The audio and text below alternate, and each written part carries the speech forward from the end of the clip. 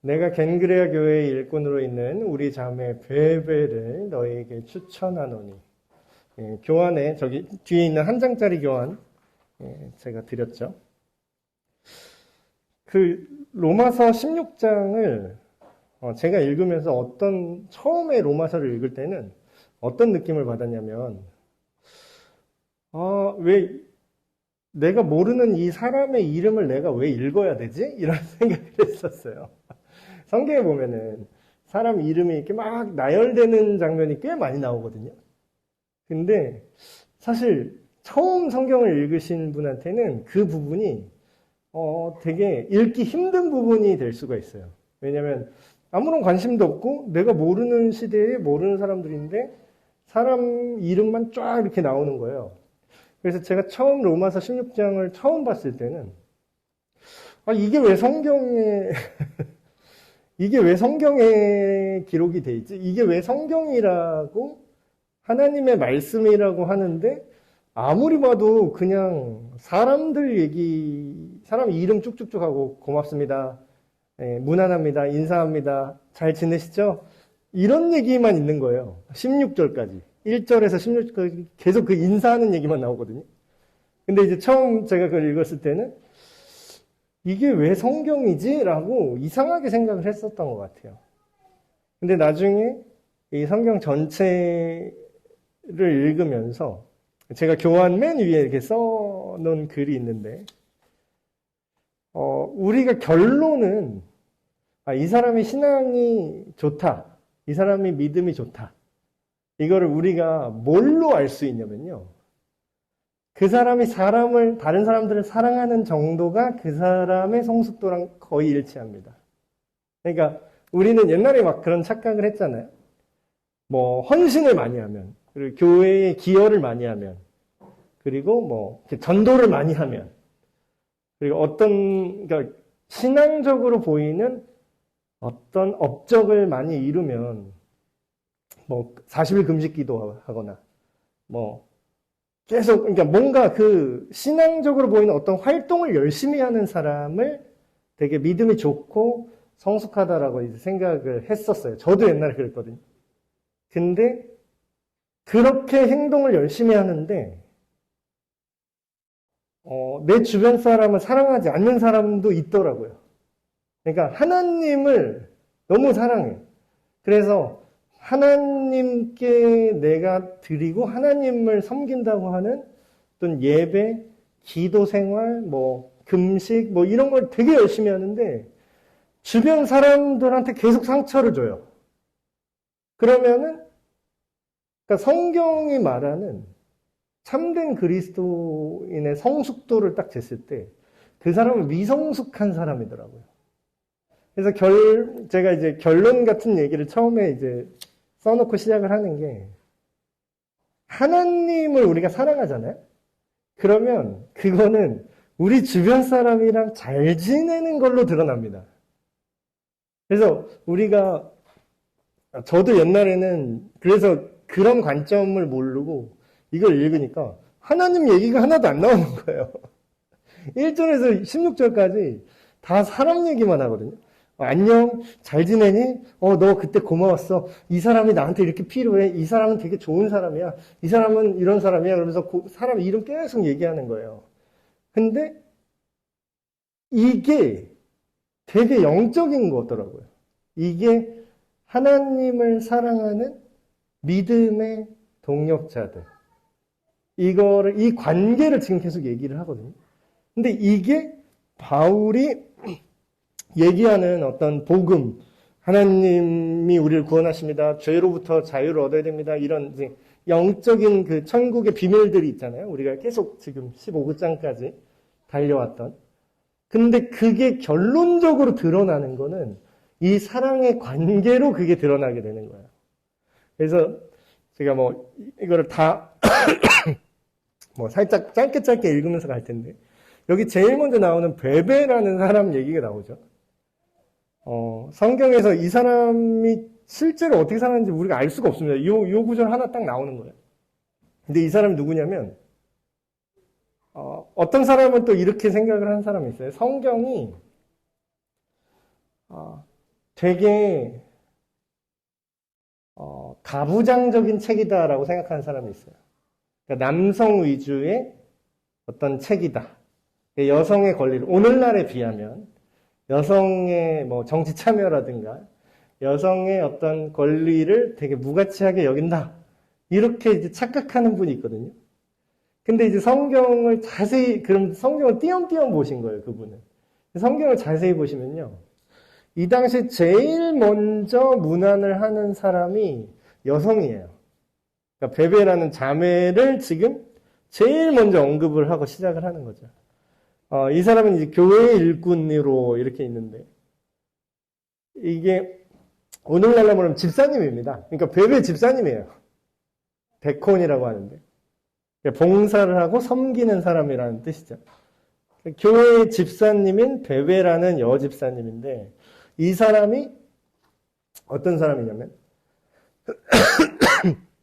너희는 주 안에서 성도들의 합당한 예절로 그 베베라는 자매를, 집사님을 받아들이래요. 그리고 환대하래요. 무엇이든지 그분이 원하는 바를 도와주래요.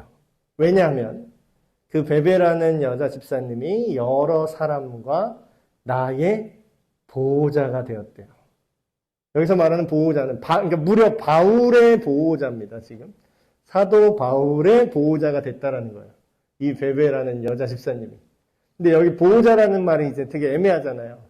근데 이거를 오늘날 말로 얘기하면 교회를 지원하는, 그리고 바울 사도가 사역을 계속 지속할 수 있도록 후원하는 후원자라는 뜻입니다.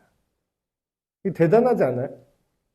이 당시에 아마도 이 베베라는 사람은 이 구절로밖에 알 수가 없는데, 추측하기로 그냥 일반 여성은 아니었을 거라고 합니다. 왜냐하면 상당히 재력이 있고 누군가를 이렇게 후원할 정도의 여성이라면 뭐 귀족이었거나 그 당시에 어떤 사유 재산이 있는 권력자 출신이었거나 어쨌든. 그래서 제가 성경을 읽을 때 부자를 좀 안 좋게 보는 게 있잖아요.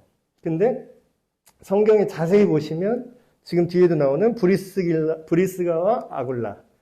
너희는 그리스도 예수 안에서 나의 동역자인 브리스가와 아굴라에게 문안하라. 이 부부인데 이 둘도 지금으로 따지면 굉장한 사유 재산이 있는 분들입니다. 그래서 교회가 핍박당해서 사람들이 흩어졌을 때 그 사람들을 모아서 후원할 수 있는 능력이 있는 사람이에요. 근데 이제 성경은 이들의 어떤 재력을 조명하지 않아요. 왜냐하면 사람들이 그걸 좋아하잖아요. 우리도 거룩한 부자라는 말을 쓰잖아요. 우리가 현대에. 거룩한 부자 이렇게 쓰면 사람들은 거룩에 관심 있어요? 부자에 관심 있어요? 부자에 관심 있죠. 교회 다니는 사람들도 거룩한보다는 부자에 관심이 많아요. 그러니까 성경은 이들의 부유함에 대해서는 실질적으로 물질적 풍요를 갖고 있었다는 것은 전혀 얘기를 안 합니다. 근데 앞뒤 맥락을 보면 이분이 실제로 웬만한 부자가 아니면 후원을 못할 일들을 하고 있었다는 거죠. 그렇다는 것은 이분들은 거룩한 부자인데 성경은 이분들의 부를 조명하지 않고 거룩함과 헌신을 조명하는 글만 남아있어요. 되게 대단하죠? 그들은 내 목숨을 위하여 자기들의 목까지도 내놓았나니 나뿐 아니라 이방인의 모든 교회도 그들에게 감사하느니라. 그래서 지금 유대인 출신이거든요. 브리스가와 아굴라 부부가 유대인 출신인데 이들이 유대인 출신 교인들만 섬기는 게 아니라 이방인 출신 그리스도인들도 차별 없이 지금 후원하고 있었다라는 거죠. 또 저희 집에 있는 교회에도 문화나, 이게 되게 중요한 구절 중에 하나인데, 이 초대교회 초기 교회가 우리가 지금 생각하는 이런 로컬 처치 있잖아요. 건물을 하나 딱 이렇게 우리 에벤스 교회처럼 공간이 이렇게 딱 있고 사람들이 주일에만 딱 모여서 예배하고 집에 가는 이런 느낌을 우리는 현대에는 교회라고 이제 생각을 하죠, 보통은. 근데 원래 초기의 교회는 어떤 식이었냐면 가정교회입니다. 가정교회. 그러니까 그 집에 부부가 예수님을 믿고요. 그 다른 믿는 가정이 같이 어느 한 집에 가정 안에 모여서 거기서 소모임처럼 같이 성경 공부하고 예배드리고 친교하고 또 밖에 나가서 복음 전하고 또 어떤 어려움에 당한 성도님이나 지체들을 구제하는 일을 했죠. 그러니까 지금 교회가 하는 일의 원형의 모습을 가정 속에서 하고 있었다는 거예요. 그래서 가정이 되게 중요합니다. 현대에도. 근데 이제 지금은 약간 좀 바뀌었죠. 뭐가 문제가 됐냐면 교회는 원래 가정부터 시작해서 이렇게 펼쳐졌잖아요. 지금 이 기록을 봐도 집에 있는 교회라고 말하는 게 그 뜻이거든요. 근데 지금은 가정이 뚝 끊어지고 이 밖에 있는 이 건물 교회에 모이는 거. 근데 여기 모이는 거 좋아요? 근데 여기에 모였으니까 집에 가면은 교회가 아니어도 괜찮다고 착각을 하는 거예요. 현대의 그리스도인들은. 근데 원래 예수님이 부활하시고 승천하신 후에 사도들이 복음 전해서 생긴 이 초기의 교회들은 뭐예요? 가정이 예수님을 믿고 가정에서 바깥으로 교회가 이렇게 펼쳐나가는데 지금은 가정이 교회가 안 되고 가정 안에 신앙교육 안 되고 가정 안에서 예배 안 드리고 가정 안에서 성경 안 읽고 가정 안에서 기도 모임 없는데 밖에 교회에서 하고 그리고 그냥 가정은 약간 교회 밖이 돼버린 거죠. 그러니까 이때는 가정이 교회고 밖에 모인 이런 것도 교회고. 그러니까 지금은 오히려 우리가 거꾸로 가야 될 위기를 겪고 있습니다. 그래서 이 지역 교회를 섬기는 게 곧 교회를 섬기는 거다 이렇게 이제 현대인들은 그렇게 인식을 하는데 과거에는 원래 교회의 원형은 가정부터 교회를 만들어 놓고 밖에서 모이는 게 교회였다라는 거예요. 그래서 이제 이거를 우리가 이 교훈을 다시금 이제 생각하고 우리 집부터 좀 하나하나 신앙의 어떤 공동체를 세워나가야 된다라는 생각을 하게 되는 거죠. 그래서 저도 사실 이제 중이 자기 머리 못 깎는다고 교회 사역 막 이렇게 하다 보니까 가정 예배는 못 하고 있었다가 저도 올해 이제 가정 예배를 매주 화요일 저녁에 드립니다. 그래서 우리 하준이 함이 저랑 아내 피아노 치면서 찬양한 다음에 같이 함이는 자꾸 한국 더 부르자고 계속 더 부르죠. 장점이 있어요. 가정 예배의 장점은 뭐냐면 형식이 좀 더 자유롭습니다. 그래서 여기는 딱 시간 되면 딱 끝내고 뭐 이렇게 그 다음 거를 이렇게 하고 해야 되잖아요. 다 같이 하는 거니까. 어떤 질서가 필요하니까. 근데 가정 예배는 더 유연성이 있는 것 같아요. 그래서 우리 딸도 막 한국 더 이제 찬송 그만하고 말씀 보자 그러면 한국 더 해 막 이러면서 찬양 하나 더 부르자고 막 이러고. 그리고 말씀 읽고 같이 얘기를 하는데 제가 이제 아들 딸에게 질문을 하고 아들 딸이 또 대답을 합니다. 그러니까 일방적인 선포식의 설교가 아니라 양방향으로 하나님의 마음을 좀 공유시킬 수 있는 그런 장점이 있죠. 그래서 또 기도하고 이렇게 마치거든요. 그래서 올해 들어서 가정 예배를 이제 하는데 참 여러 가지 장점이 많은 것 같아요. 그래서 이 5절 말씀처럼 집에 있는 교회, 그것이 사실 되게 중요한 개념이죠. 집에 있는 교회도 문안하라. 내가 사랑하는 에베네도에게 문안하라. 그는 아시아에서 그리스도께 처음 맺은 열매니라. 아시아 지역에서 처음 예수님을 믿게 한 사람의 이름을 콕 집어서 지금 언급하고 있죠. 너희를 위하여 많이 수고한 마리아에게 문안하라. 내 친척이요 나와 함께 갇혔던 안드로니고와 유니아에게 문안하라. 지금 이 글을 쓰는 바울은 이 한 사람 한 사람 이름을 꼭 언급하면서 이들과의 관계를 계속 얘기하고 있어요. 그들은 사도들에게 존중이 여겨지고, 이거 대단한 사람이에요. 우리는 바울만 알고 있잖아요. 근데 바울이 살던 동시대에는 사실 뭐예요? 나보다 먼저 그리스도 안에 있는 자래요. 그러니까 바울보다 먼저 예수님을 믿었던 사람들도 살아 있었겠죠. 근데 그 중에서 안드로니고와 유니아라는 사람이 있는데, 이게 우리식으로 말하면 사도들에게 존중이 여겨진다라는 게 뭐냐면, 아직 사도들이 살아있을 시대잖아요. 그러니까 예수님의 12제자가 아직 살아있다고요. 그 얘기는 뭐냐면, 안드로니고와 유니아는 베드로 전화번호도 알고 있다. 이런 뜻이에요. 친하다고. 그래서 베드로가 안드로니고와 유니아를 인정한다. 그들이 그 믿음 안에서 그 관계가 있다. 이 얘기를 하는 거예요. 또 주 안에서 내 사랑하는 암블리아에게 문안하라. 그리스도 안에서 우리의 동력자인 우르바노와 나의 사랑하는 스타고에게 문안하라. 이게 쭉 나오는데 여기 사람이 26명이 나와요. 26명 이름을 하나하나 언급하거든요. 근데 이제 여기 보면은 유대인 출신 사람도 있고 바울의 개인적인 친척들 얘기도 나오고 그리고 왕족인 사람도 나오고 고위직인 사람들도 나오고 이 중에서 26명 중에서 여성 사역자가 8에서 9명입니다.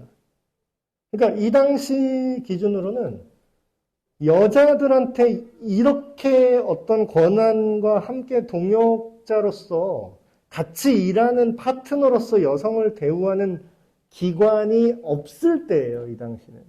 그러니까 최초라고요. 그럼 뭐예요? 지금 막 여성운동 어쩌고 막 여성 권리 어쩌고 막 그러잖아요, 밖에서. 시대를 앞서가는 게 교회입니다. 교회는 여자와 노예나 어린아이나 어른이나 귀족이나 천민이나 그리스도 안에 평등하다. 이 얘기를 이때부터 했다고요.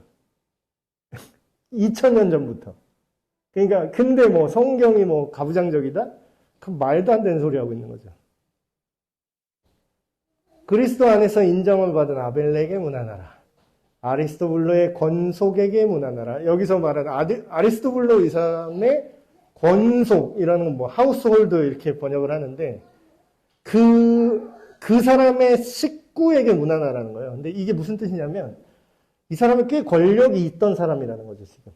이 사람한테 딸린 사람이 엄청나게 있었다라는 거야. 내 친척 헤로디온에게 문안하라. 헤로 어쩌고, 이름에 헤로 어쩌고 들어가는 사람은 귀족일 확률이 높습니다. 헤로디온에게 문안하라. 나기스의 가족 중 주 안에 있는 자들에게 문안하라. 그러니까 이 사람들은 계급이 좀 높은 사람들이에요. 근데 이게 신기하죠? 성경에 되게 여러 계층의 사람이 있어요. 근데 웃긴 건 우리가 좀 안 좋은 예도 있잖아요. 예를 들면 고린도 교회 같은 경우는 신분이 높은 애들이 자기들이 먼저 와가지고 예배 때 와서 성찬식 지들이 먼저 다 먹어 치운 다음에 뒤에 노예들은 자기 주인 집 다 정리하고 교회에 와야 되잖아요. 주인은 그냥 정리해놔 하고 교회에 먼저 오는 거지. 그러면 성찬을 이제 그 당시에는 매번 예배 때마다 성찬을 했는데 먼저 온 애들이 그걸 다 먹어버리고 뒤에 사람 먹을 거 안 남기고 다 먹으니까 뒤에 노예 출신 사람들이 예배 드리려고 성찬하려고 왔는데 포도주랑 떡이 없네? 그거 갖다가 이제 바울이 이제 뭐라고 이제 혼냈잖아요. 니들이 빵이 없냐? 포도주가 없냐? 그거 먹으려고 니네가 여기 오냐? 니네 집에서 먹어. 네가 여기서 개걸스럽게 다 먹으니까 주님의 몸과 피에 참여할 사람들이 지금 못했잖아. 그러면서 오히려 주인들을 혼냅니다. 그 노예 출신 그리스도인을 니들이 지금 무시하냐? 니들이 지금 그들이 노예라고 주님의 몸과 피에 참여할 수 없게 니들이 막는 거야? 그걸 되게 혼내요. 그러니까 성경은 이 당시의 교회는 그런 모든 거를 신분을 초월하는 그리스도 안에서 자유를 계속 얘기해요. 근데 이게 얼마나 대단한 게 이게 이 지역의 성경시대의 그 좁은 문화라고 사람들은 생각할 수 있잖아요. 근데 이게 똑같은 성령이 역사하신 걸로 우리가 알 수 있는 게 우리나라에도요. 우리나라 처음 복음 들어왔을 때 어떤 일이 있었냐면 아직 신분제가 아직 남아있을 때였습니다. 그러면은, 근데 되게 웃긴 게 뭐냐면, 대감 마님이 이제 장로 후보자가 됐어요. 근데 같은 교회를 다니고 있는 그 대감집 돌쇠가 있었어요. 그러니까 뭐예요? 여기는 양반이고, 여기는 노비잖아요. 그쵸? 근데 밖에서 신분이 어때요? 이렇게 되는 거잖아요.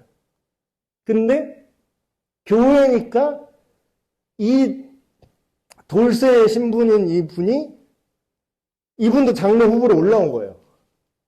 그래서 교회에서 투표를 했는데, 얄궂게도 누가 됐을까요?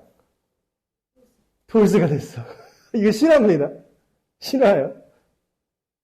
근데 되게 멋있는 건 뭐냐면, 이 양반이 되게 창피하잖아요. 밖의 시각으로 보면 되게 창피한 거잖아요. 내가 제 주인인데, 내가 그래도 양반인데 내가 먼저 장로가 돼야지. 막 그런 게 있는데, 전혀 그 부끄러워하지 않고, 장로님 하고 딱 완전히 딱 대우를 해줬다라는 거예요. 그래서, 진짜, 이 우리나라 역사에도 이런 기록이 남아있는 거 보면, 이 지위의 높고 낮음, 사회적 지위도 하나님이 어쨌든 주신 건 맞지만, 그것을 전혀 다른 계급의 사람들인데, 예수 그리스도를 믿는 그 하나의 이유만으로 하나로 연합해서 다 같이 믿음의 동력자들로 이렇게 언급이 될 수 있다라는 거. 이게 엄청난 거죠, 진짜.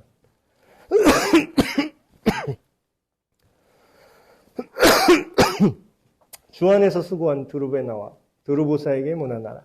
주 안에서 많이 수고하고 사랑하는 버시에게 문안하라. 주 안에서 택하심을 입은 루포와 그의 어머니에게 문안하라. 되게 사적인 친밀함을 바울이 얘기합니다. 그의 어머니는 곧 내 어머니니라. 어디서 많이 들어본 얘기죠? 예수님의 십자가에 이제 달리시려고 할 때 어머니를 봉양을 해야 되잖아요. 그 전승에 따르면 예수님의 그 육신의 아버지라고 할 수 있는 요셉은 예수님이 어린 시절에 빨리 돌아가신 걸로 나옵니다. 그러니까 마리아 혼자서 예수님과 그 자녀들을 이제 키워왔다는 걸 알 수 있죠. 그러니까 장남이 죽으면 어머니를 책임질 사람이 없잖아요. 그러니까 그거를 요한한테, 제자 요한한테 이렇게 해줘. 보라, 이제 네 어머니다. 이러잖아요. 예수님이. 그러니까 예수님의 어머니 마리아는 요한에게 있어서 자기 어머니처럼 섬기라. 이렇게 미션을 준 거죠. 근데 신기하게도 그것까지 예수님이 다 예언을 하신 건지 모르지만 다른 제자들은 다 빨리 순교하고 죽었거든요. 근데 어머니를 봉양해서 그런지 요한만 제일 오래 살아남습니다. 그러니까 물론 고문은 많이 당했어요. 그의 어머니는 곧 내 어머니니라. 이렇게. 이런 정도의 친밀함이면 바울과 보통 사이가 아니었다는 거겠죠? 아승그리도와 블레곤과 허메와 바드로마와 허마 및 그들과 함께 있는 형제들에게 문안하라. 빌롤로가 율리아와 또 네레오와 그의 자매와 올름바와 그들과 함께 있는 모든 성도에게 문안하라. 너희가 거룩하게 입맞춤으로 서로 문안하라. 그리스도의 모든 교회가 다 너희에게 문안하느니라. 그러니까 이게 되게 중요한 또 포인트 중에 하나가 그리스도의 모든 교회가 뭘까요? 그리스도의 모든 교회. 우리가 사도신경 이제 매 예외마다 하잖아요. 근데 마지막 부분에 우리가 그 구절이 있어요. 거룩한 공회와 성도가 서로 교통하는 것과 그 부분 나오죠. 거기서 말하는 거룩한 공회가 뭐냐면 거룩한 공적인 교회들이라는 뜻이에요. 그게 뭐냐면 우주적 교회라는 거거든요. 근데 교회라고 했을 때 작은 단위는 예수님 믿는 우리 모임과 우리 몇 사람들이 교회예요. 이 모임이 교회인데 조금 단위가 커지면 이런 이제 조직, 기관 이런 걸 교회라고 하죠. 근데 우주적 교회는 뭐냐면 여태까지 존재했던 역사상 존재했던 예수님을 믿는 모든 사람들의 연합체가 있다라는 거예요. 그들은 있겠죠. 이미 이 땅에서 생명을 마치고 하나님 나라에 간 거기도 교회가 있는 거죠. 그러니까. 근데 뭐예요? 모든 교회가 다 너희에게 무난한다. 이게 우리가 현대 교회가 잊어버리는 측면이 이런 거거든요. 우리가 나만 교회인 줄 알아요. 그러니까 우리 교회만 우리 교회. 그러니까 에베네스 교회 이것만 우리 교회인 줄 알아요. 그게 아니거든요. 우리는 다 연결되어 있는 거예요, 사실. 근데 그 생각을 못하니까 어때요? 약간 땅 따먹기 같이 하는 거잖아. 저 옆에 교회가 부흥하면, 성도 절로 다 뺏기면 어떡하지? 그러니까 이런 뭔가 되게 저열한, 그런 생각을 이제 하게 된다는 거죠. 근데 지금 쭉 26명을 막 언급하고 이들과의 관계를 얘기하면서 이들끼리의 막 경쟁을 얘기하나요? 그게 아니라 그리스도의 모든 교회가 너에게 무난한다. 이렇게 얘기하죠. 그러니까 천국의 모습을 그 속성을 살짝 엿볼 수 있는 거죠. 자, 17절부터 20절에는 마지막으로 이제 다가오는 위험에 대해서 경고를 합니다. 경고. 형제들아, 내가 너희를 권하노니 너희가 배운 교훈을 거슬러 분쟁을 일으키거나 거치게 하는 자들을 살피고 그들에게서 떠나라. 교회를 파괴하는 사람들이 있죠. 근데 이제 우리가 아는, 노골적으로 아는 사람은 어떤 의도를 갖고 들어오는 이단이나 이런 사람들만 우리가 교회를 파괴하는 자라고 생각을 하는데, 교회를 파괴하는 그 모습은 생각보다 되게 다양합니다. 되게 다양해요. 그러니까 외부적 공격과 내부적 공격이 있죠. 이제 외부적 공격은 밖에 다른 이단이 이렇게 밖에서 공격해 들어오는 거. 근데 이제 밖에서 들어오는 건 사실 그렇게 너무 티가 나기 때문에 오히려 우리가 그렇게 크게 어렵지 않게 잘 막을 수도 있는데, 제 생각에는 내부적 공격이 더 교묘한 것 같아요. 그러니까 제가 겪은 몇 가지 예가 있는데 그 중에 하나 생각나는 게 그런 분이 있었어요. 교회를 잘 다녀. 교회를 잘 다니는데 우리끼리 하는 말로 그게 쉬운 말로 그 시험에 들었다고 하죠. 이분이 이제 그러니까 마음에 안 드는 거예요. 그러니까 뭐가 마음에 안 드냐? 그러니까 교회가 마음에 안 드는 거지. 지금 우리가 같은 교회를 예를 들어서 다니고 있는데 이 교회 공동체에서 모종의 사건이 있었던, 뭐가 있었던, 뭐가 마음에 안 들어. 근데 그분이 마음에 안 들면은, 그 부분이 진짜 치명적인 어떤, 교회가 막 하나님의 뜻을 벗어나서 막 이단적인 교리로 가고 있다거나, 교회가 명확하게 막 하나님과 세상에 누를 끼칠 정도로 악한 결정을 내렸다거나 그런 거라면은 이제 이해가 되는데 딱히 그런 것도 아니에요. 근데 이제 본인은 여기는 진정한 교회가 아닌 것 같다라는 거지. 그래서 왜 그러세요? 제가 그랬어요. 그랬더니 그분이 하는 얘기가 되게 주관적이에요. 객관적이지가 않아. 주관적으로 뭐라고 해요? 여기는 예수님이 안 계신 것 같아요. 이러더라고. 여기에는 예수님이 안 계시대. 그러니까 그분이 막 이단도 아니에요. 근데 이제 그분이 어떤 자기가 더 좋아하는 목회자나 자기가 더 좋아하는 설교 스타일이 있을 수 있겠죠. 자기가 더 좋아하는 어떤 공동체의 색깔이 있을 수 있고 자기가 더 좋아하는 예배 스타일이 있을 수 있어요. 근데 그거는 자기의 취향이지 그게 자기가 예수님이 여기 계시다 안 계시다를 논할 게 아닌데 그래서 그 얘기를 듣는데 한순간에 지금 여기는 그럼 여기는 사탄교회인가? 여기에는 예수님이 안 계시다는 거는 도대체 무슨 근거로 예수님이 안 계시다고 하는 거지? 그래서 그 내부에서 이렇게 상처를 확 속살을 후벼 파고 나가시는 분들이 있어요. 그러니까 이게 이제 그 교회 성도님들이나 그 교회 목회자를 되게 힘들게 하는 부분이고 다른 모양으로 교회를 파괴하는 그런 부분일 수 있거든요. 근데 이제 우리 에베네스 교회도 뭐 제가 오기 전에 그런 일이 뭐 있었던 것 같아요. 그분들이 이제 그러니까 밖에서 들어온 거는 그러니까 껍데기가 단단하니까 뭐 그렇다고 하는데 이게 속살을 후벼 파고 나가는 게 되게 사람을 아프게 하잖아요. 그래서 그런 내부의 어떤 거슬러 분쟁을 일으키거나 거치게 하는 것.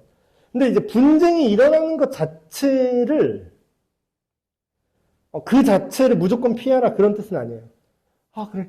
그냥 좋게 넘어가. 막 어떤 교회는 막 이런 교회가 있어요. 분쟁이 일어나는 것 자체가 악하다고 생각하는 사람들이 있어요. 어떤 교회는. 그래서 일 크게 만들지 마 하고서 그냥 덮어. 모든 문제가 일어나잖아요. 그냥 덮어. 근데 제가 봤을 때 그건 덮을 게 아니라 까발려서 그걸 도려내야 될 문제인데 분쟁을 일으키지 말랬어 하면서 그걸 덮더라고. 그러니까 이것도 상황을 봐가면서 이게 정말 우리가 타협할 수 없는 진리, 교회 안에 명백한 악이 있을 때는 바울이 어떻게 했어요? 그걸 지적하고 아까도 제가 말씀드린 것처럼 그런 성찬의 문제가 있었을 때 바로 지적하고 분쟁이 일어나겠죠. 근데 일어나도 어쩔 수 없어. 그건 잘못한 거 지적하고 도려내야 되니까. 근데 이제 여기서 말하는 이 분쟁은 뭐예요? 아까 제가 예를 들었던 아무런 문제가 없는데 거리를 만들어내는 사람들. 근데 이런 것들을 방어하는 방법이 있습니다. 그게 뭐냐면 여기 쭉 그들을 살피고 그들에게서 떠나라 이렇게 나오는데 첫 번째는 우리가 배운 교훈을 거슬러 분쟁을 일으킨다고 써 있죠. 그게 뭐예요? 그러니까 우리가 배운 교훈이 뭐죠? 그러니까 사람들이 잘 속는 게 그거예요. 여기 뒤에 보면 뇌물이나 아첨하는 말이나 이 같은 자들은 우리 주 그리스도를 섬기지 아니하고 다만 자기들의 배만 섬기나니 교활한 말과 아첨하는 말로 순진한 자들의 마음을 미혹한다. 그러니까 우리가 속는 거는 그 사람이 하는 말이나 그 사람이 잘해주는 거 이런 거를 보지 마세요. 그런 거는 사기꾼도 다 잘해요. 사기꾼이 사람한테 얼마나 잘하는지 아세요? 정말 간도 쓸개도 다 빼줘요. 요번에 남현희 씨 사기친 그 사람도 돈을 몇 억을 갚아줬다며. 그리고 돈을 얼마씩 계속 주고, 차 사주고, 명품 사주고, 그러니까 잘해주는 걸로는 구분이 안 돼요. 그럼 뭘로 구분하느냐? 그 사람의 태도를 보지 말고, 그 사람 안에 우리가 배운 교훈이 있는지 없는지를 봐야 되는 거죠. 우리가 배운 교훈이라는 거는 여태까지 로마서 1장에서 15장까지 쭉 말했던 복음에 합당한 삶과 그런 태도입니다. 복음 안에 있는 하나님의 의로움, 그 기준이 있냐라는 거예요. 그러니까 하나님의 기준을 우리가 모르면요, 이 분쟁이 일어날 때 어느 편에 서야 될지조차 모를 거예요. 막 이랬는데, 목사님이 막 이랬대, 이랬대. 근데 그 기준이 뭐냐고. 뭘 기준으로 판단할 거죠? 알고 봤더니 목사님이 잘못한 게 아니라 목사님은 진리 위에 서서 그 악한 결정을 한 사람들을 대항해서 일어났던 건데 그 기준이 그냥 왜 성도들 마음을 힘들게 해. 이거야. 근데 그 성도들이 진짜 성도일까요? 가짜 성도도 섞여 있다니까요. 그 사람들이 교회를 예수님의 방향대로 끌고 가는 게 아니라 자기의 어떤 사유하고, 저 그런 것도 봤어요. 교회 그 성도들이 이제 짜고, 교회 재산이 이제 갑자기 땅값이 오른 거죠. 그래서 이게 몇 억짜리가 갑자기 몇십억대가 됐어요. 그랬더니 이 교회 성도들이 욕심이 생긴 거야. 그래서 그 재산을, 이 목사님을 쫓아내고, 그 재산을 이제 나머지 교인 수대로 n분의 1로 나눠 가지려고 하는 거예요. 그럼 뭐야?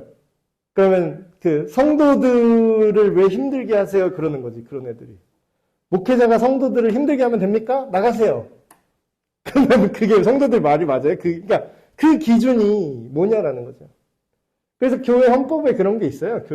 교단마다 좀 다른데, 교회 헌법에 목회자가 바뀌든 어쨌든, 이 교회의 재산은요, 그러니까 교단에 종속돼 있건 종속돼 있지 않건, 이 지역교회 재산이 따로 있어도 상관없습니다. 원래 목적에서 용도를 변경할 수 없게 되어 있습니다. 그러니까 예를 들어서 우리가 이 에벤스 교회 건물을 팔아서 부동산을 팔아서 그걸로 호떡집을 차린다? 불가해요. 불가합니다. 용도 변경이 안 되게 돼 있어요. 법적으로. 교회법상. 그러니까 막 교단 탈퇴한대 어쩌네 막 그러면서 또 이렇게 난리 치는데.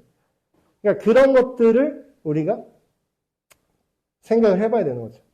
너희의 순종함이 모든 사람에게 들리는지라. 그러므로 내가 너희로 말미암아 기뻐하노니. 너희가 뭐 때문에 기쁘대요 지금? 너희가 선한 데는 지혜롭고 악한 데는 미련하기를 원한다. 자, 이게 똑같은 얘기를 해볼게요. 아까 제가 예를 들었던 그 교회의 타락한 그 교인들, 그러니까 되게 웃긴 건 거기는 제대로 된 목사님이 오면 안 되는 거야. 그러니까 제대로 말씀대로 가르치고 말씀대로 교회를 부흥할 사람이 오면 안 돼요. 왜냐하면 자기가 그런 교회 재산을 못 먹거든. 그럼 뭐예요? 그 사람들은 그 목회자를 쫓아내고 자기 기존에 있는 성도들도 최대한 교회를 안 나오게 쫓아내야 돼. 왜냐하면 자기네 n분의 1 몫이 늘어나거든. 그러니까 얼마나 악합니까? 근데 이 사람들이 하는 게 뭐예요? 악한데 눈을 떠버렸어. 악한 방식으로. 그러니까 그 교회가 땅값이 오르기 전에는 아무런 문제가 없었어요. 근데 그 교회가 갑자기 부동산이 확 오르니까 사람들이 욕심이 생긴 거죠. 그 교인들이 욕심이 생긴 거예요. 근데 그 사람들은 악한데 지혜롭게 머리를 돌린 거죠. 아, 이거 견적 나오겠는데?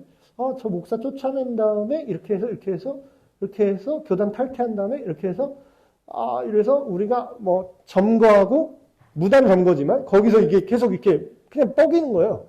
그러면서 막 고소하고 막 그러잖아요. 그러면 그 교회 재산으로 몇십억이 됐으니까 변호사를 사서 계속 소송하는 거예요.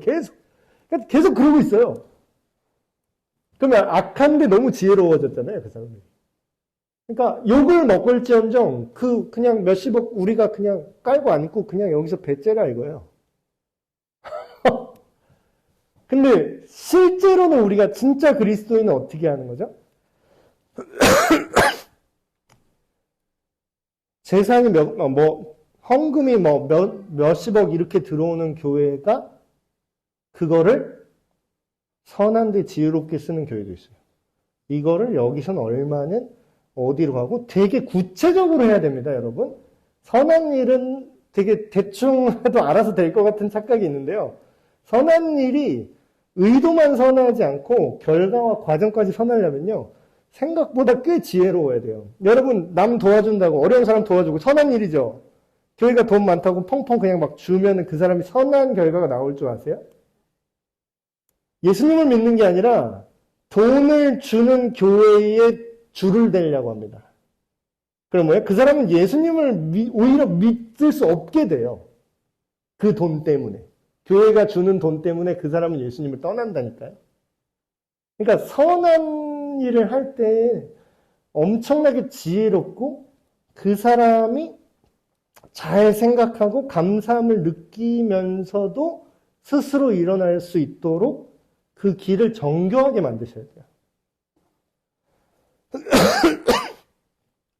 평강의 하나님께서 속히 사탄을 너희 발 아래에서 상하게 하시리라. 우리 주 예수의 은혜가 너에게 있을지어다. 그래서 이게 위험에 대해서, 교회에 다가오는 위험에 대해서 쭉 얘기를 했지만 결론을 우리는 알고 있어요.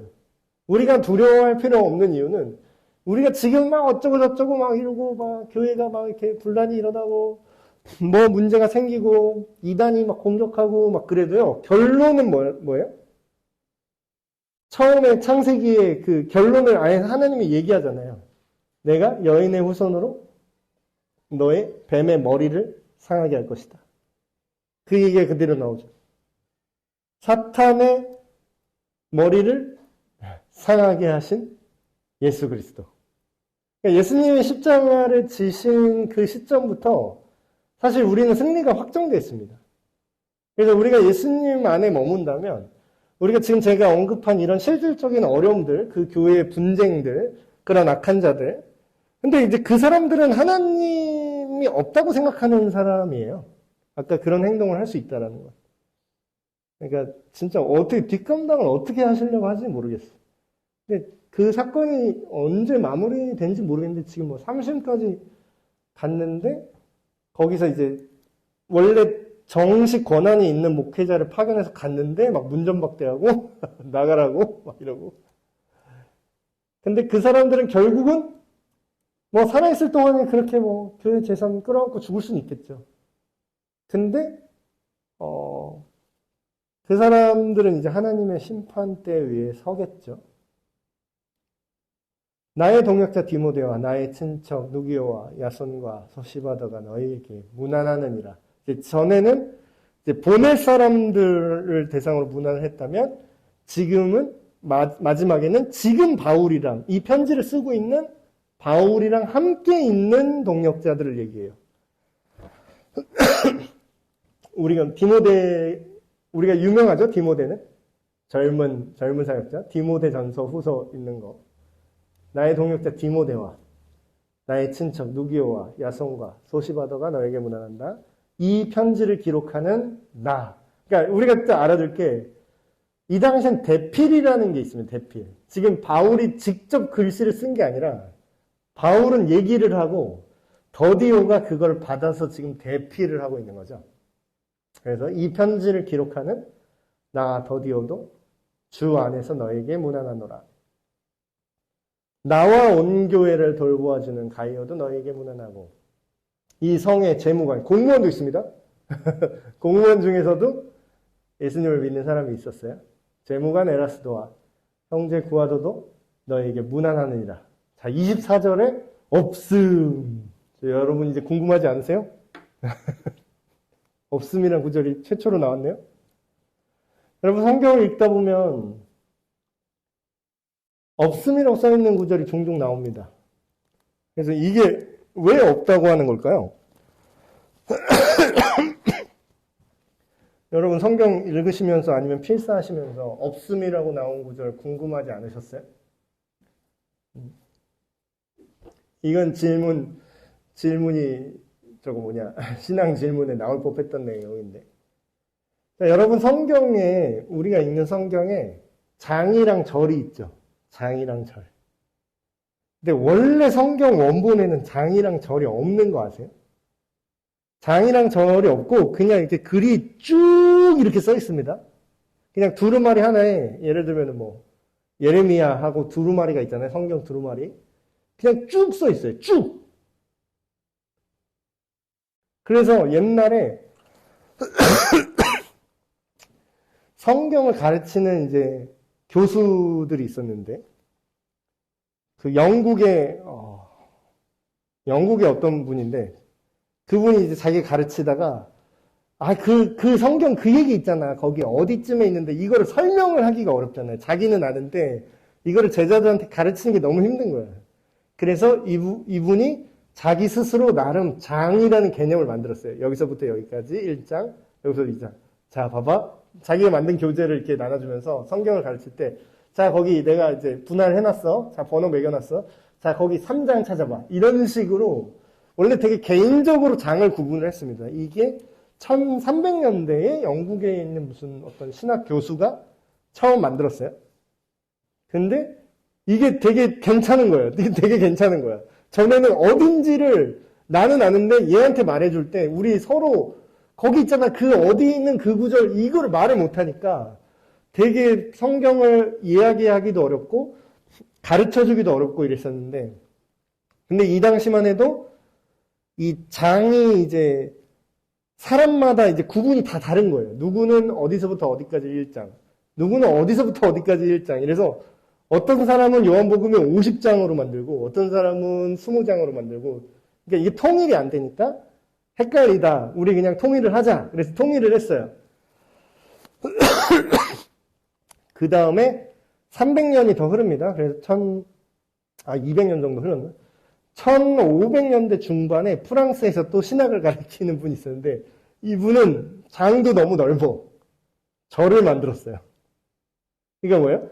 성경의 절까지 만들어진 거는 1500년대예요. 그럼 그때 1500년대에 성경을 임의로 절을 만든 거예요. 그러니까 여러분 우리가 성경의 장절을 편의상 이해를 하는 거지 그게 어떤 장절의 구분까지 한 신적 영감이다 뭐 이렇게 생각을 하는 건 좀 아닌 것 같아요. 이건 이제 성경을 찾고 검색하고 전달하는데 유리하게 이제 후대의 인간이 이렇게 집어 첨부한 거니까. 근데 이제 문제는 1500년대에 절을 이렇게 만들었잖아요. 그러니까 24절까지 만들어 놓은 거예요. 지금 보면. 24절에 뭔가 구절이 있었어요. 근데 문제는 뭐냐면 그 후대에 성경 사본들이 더 옛날 사본들이 막 발견이 돼요. 막 발견이 돼서 막 대조를 하고 대조를 했더니 어떻게 됐냐면 더 신빙성 있는 초기, 더 옛날 초기의 사본에는 24절이 없는 거예요. 근데 이게 어떤 일이냐? 그럼 왜 1500년대에는 24절이 있었냐? 그건 뭐냐면 옛날 사람들이 성경을 이렇게 쓸 때 옛날에는 인쇄술이 16세기 말이나 17세기에 그때 처음 발명되거든요. 인쇄를 이렇게 찍어내는 거, 책을 찍어내는 거. 근데 그 전까지는 그럼 책을 어떻게 만들었냐면 다 손으로 써서 만듭니다. 그러니까 중세는 책이 엄청 비싸요. 책 한 권이 집 한 책 값이었대요. 그러니까 다 인건비야, 그게. 근데 그렇게 딱 하나하나 쓰다 보니까 후대에 필사하는 사람들이 장절이 없을 때 거기다가 이 내용을 자기가 더 알아듣기 쉽게 사람들이 알아듣기 쉽게 거기다 첨언을 한 거예요. 그런 성경책들이 있거든요. 그러니까 초기 사본에는 그게 없죠. 근데 후대에 그런 사람들이 첨가한 내용들이 있어요. 그런데 성경의 곳곳에 그런 게 있거든요. 근데 그렇다고 해서 그럼 그게 되게 교리를 바꿀 만한 중요한 내용이냐? 그건 아니에요. 없음이라고 써있는 성경책에 어떤 성경에 보면은 없음이라고 써있고요. 그 밑에 주석으로 뭐라고 그러냐면 어느 사본에는 이런 말이 있습니다. 이렇게 써있을 거예요. 근데 그 써있는 말을 써도 크게 교리적으로 뜻이 바뀌는 게 없어요. 그래서 왜 없음이라고 해놨냐? 더 신빙성 있는 초기의 성경에는 이게 없었다라는 게 더 원본 성경에 가깝다는 얘기를 하는 거예요. 근데 그러면 목사님 그럼 없음이 아니라 그냥 원래 장절은 없으니까 그거 뺐어야 되네요. 근데 장절을 후대에 이미 만들었잖아. 24절이라는 개념이 벌써 통용되고 있었잖아요. 그러니까 24절을 그럼 날리고 25절을 24절을 땡길 수가 없잖아. 그럼 어떻게 한 거예요? 그래서 없음이라고 써놓게 된 겁니다. 좀 이해가 되셨나요? 그래서 없다는 게 어떤 사람은 이걸 막 시비 걸어요. 야, 성경에 없는 게 어딨어. 지금 성경을 지금 원래 있는 내용을 뺀 거야. 이거는 변개된 성경이야. 또 이런 사람이 있어요. 네, 전혀 그렇지 않습니다. 자, 거의 다 왔습니다.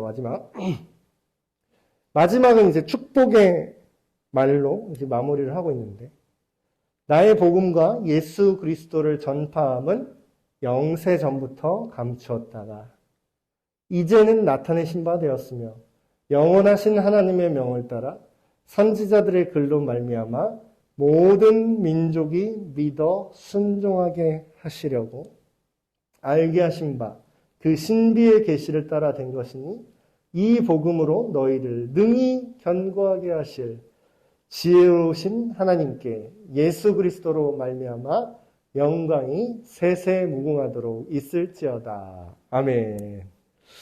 자, 마지막 이 세 절에서 얘기하는 건 뭐냐면 결국은 바울이 여태까지 로마 교회에 복음을 다시 전한 거잖아요. 그러니까 이거를 결론적으로 바울이 이 얘기를 하고 싶었던 거예요. 복음이라는 게 도대체 뭔가? 그리고 복음은 어떤 일을 하는가? 그 얘기를 하는 거죠. 마지막 마무리로. 근데 바울은 뭐라고 얘기하냐면 복음은 우리를 견고하게 만든다라는 거예요. 하나님 안에서 우리를 견고하게 만드는데 이게 무슨 뜻이냐? 우리가 복음을 믿는다. 복음을 받았다는 것은 우리는 어떻게 생각하죠? 구원받는 입구로 생각하잖아요. 복음을 믿어야 구원을 받는다 이렇게 생각하죠. 근데 바울이 얘기하는 복음은 구원으로 들어가는 입구인 것만이 아니라 입구는 맞는데 그것뿐만 아니라 뭐예요? 계속해서 우리가 누려야 될 것이기도 하다라는 거예요. 그래서 이제 교회에서 복음적인 거, 복음적으로 합시다 이런 얘기 하죠. 그 얘기가 뭐냐면 예수 그리스도의 그 생각과 가치관대로 모든 것을 생각하고 판단하고 결정하자라는 얘기예요. 그 얘기는. 그래서 또 복음이란 또 뭔가 이렇게 했을 때 좁은 의미의 복음, 넓은 의미의 복음은 다 기쁜 소식이죠. 근데 지금 바울이 딱 꼬집어서 얘기하는 복음은 뭐냐면 하나님의 아들이신 예수 그리스도에 대한 이야기가 딱 정확한 복음이에요. 그러니까 예수님이 누군지를 모르고 예수님이 한 일이 뭔지 모르고 그게 나랑 무슨 상관인지 모르면 복음을 모르는 거죠. 그래서 교회는 뭐예요? 교회에 편지를 보냈잖아요. 교회는 복음을 믿은 사람이고 복음을 맡은 사람이고 복음을 누리는 사람들이고 복음을 전하는 사람들입니다. 그래서 예수님이 곧 복음인데 이것들은 로마 교회와 지금 바울 주변에 있는 사람들이 뭐라고 지금 얘기해요? 배경이나 국적이나 출신, 성별, 지위 영향을 받아요? 영향을 안 받아요. 상관없이 모두를 구원하시는 그 하나님께 우리에게 복음을 주신 하나님께 영광을 올려드리는 거죠. 네, 이렇게 로마서 16장까지 이렇게 마무리가 됐는데 오늘 우리가 기도할 제목 두 가지를 가지고 왔습니다. 오늘 우리가 16장 말씀에서 확인한 것처럼 우리 주변, 그러니까 좁게는 우리 교회 사람들, 우리 옆에 계신 여러분들, 우리 함께 믿는 사람들을 동료로 생각하고 믿음의 동역자들이죠. 동료로 생각하고 서로 사랑하고 같은 믿는 주변 사람부터 도왔어요. 성경에 보면. 그러니까 멀리 있는 사람들을 요즘 막 그런 얘기 하잖아요. 왜 니들끼리만 그러냐. 특히 이제 대형교회 욕하는 사람들이 그런 얘기 많이 하죠. 자, 세상에 도와야지. 물론 이제 세상에 사회복지나 이런데 후원금도 큰 교회가 많이 내고 하는데. 근데 이제 그런 게 중요한 게 아니라요. 그것도 물론 중요한데 바로 옆에 사람부터 하셔야 돼요. 그러니까 자꾸 무슨 큰일을 하려고 그래, 우리가. 아까도 교회도 막 밖에 나가서 큰 교회 가서 막 교회가 되려고 그래. 여러분 가정부터 만드셔야 돼요.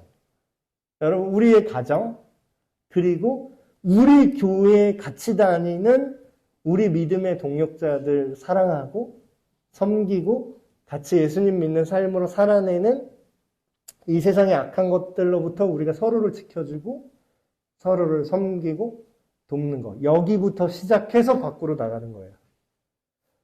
우리를 먼저 사랑하고 돕게 하시고 또 아까 말씀처럼 우리가 선한 데는 지혜롭고 악한 데는 미련한 사람이 되길 바랍니다. 우리가 굳이 안 해봐도 되는 것들이 많아요. 그러니까 평생 몰라도 되는 거. 평생 안 해봐도 되는 것들. 그러니까 악한 것들이죠. 그거를 막 분석하고 굳이 그걸 해봐야 알고 이게 똥인지 된장인지 찍어 먹어봐야 되는 게 아니거든요. 근데 사람들은 그걸 한번 맛을 보면 악한 것을 맛을 보면 그게 계속 생각나고 그걸 끊어내기가 어려워지는 거죠. 그래서 우리가 반대로 선한 거는 우리가 계속 맛을 보시고 계속 경험하시고 선한 일에 우리가 어떻게 해나갈 것인가 이 말씀처럼 우리가 이런 존재가 되기를 이 시간 다 같이 한 마음으로 기도하시겠습니다. 하나님 아버지, 오늘 믿음의 동력자들 한 사람 한 사람 이름을 불러가며 그들을 하나님께서 어떻게 인도하셨는지, 그들이 어떤 도움을 주었고 또한 그들을 얼마나 사랑하는지 하나하나 힘주어 말했던 바울의 모습이 우리 에베네셀 교회 한 사람 한 사람에게도 있길 원합니다. 우리 사랑하는 한 사람 한 사람 삶을 붙들어 주시고 함께 동력자가 되게 하시고 이 가정을 세우게 하시고 이 관계를 세우게 하시고 우리 교회를 세우는 선한 믿음의 공동체, 서로 사랑하는 하나님의 사랑으로 서로를 섬기고 사랑하는 우리가 되게 하여 주시옵소서. 또한 이 악한 세상 속에서 하나님의 선하심을 닮아서 선한 일을 함에 있어서 지혜롭게 하시고 이 세상의 모든 타락한 문화와 악한 면은 우리가 미련하게 되어 그것을 악은 어떤 모양이라도 버리고 가까이 하지 않는 우리가 되게 하여 주시길 원합니다. 아버지의 선하심으로 우리가 더욱더 선한 일에 지혜가 넘치고 그 선한 일들이 일어날 수 있도록 우리가 구체적으로 우리 삶 속에 적용하게 하시고 악한 일은 우리가 끊어내고 피하고 또한 그것을 이겨낼 수 있도록 주님 우리를 지켜 보호하여 주시옵소서. 하나님 아버지, 오늘 로마서 16장까지 긴 시간 동안 함께 달려왔습니다. 우리가 단순한 성경 공부로 끝나는 것이 아니라 우리 삶 속에 이 말씀을 더욱더 깊이 새기게 하셔서 우리에게 복음의 편지를 쓴 것과 같은 우리 마음속에 복음을 다시 한번 되새기고 다시 한번 일깨워서 우리 예수님 만나는 그날까지 우리 한 사람 한 사람 모두가 이 세상을 이기며 좁은 길을 걸어가는 우리가 되게 하여 주시옵소서. 이후에 다음 주부터 지낼 때 필사 모임 속에서도 말씀을 우리가 쓰고 읽고 씹고 맛보는 시간이 되게 하시고 그 말씀을 묵상하고 우리 함께 나누는 가운데 그 로마서에 있는 복음의 능력이 더욱더 흥황하는 우리 에베네셀 교회 되게 하여 주시옵소서. 우리 주 예수 그리스도의 이름으로 기도합니다. 아멘. 네, 수고 많으셨습니다. 17주 동안 고생하셨습니다.